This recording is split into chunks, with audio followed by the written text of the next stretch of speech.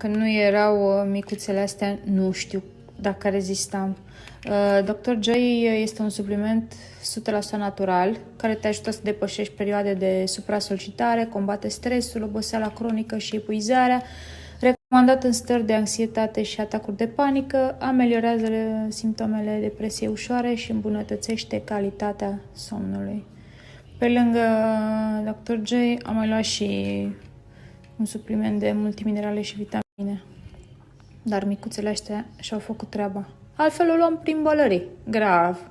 Rău de tot.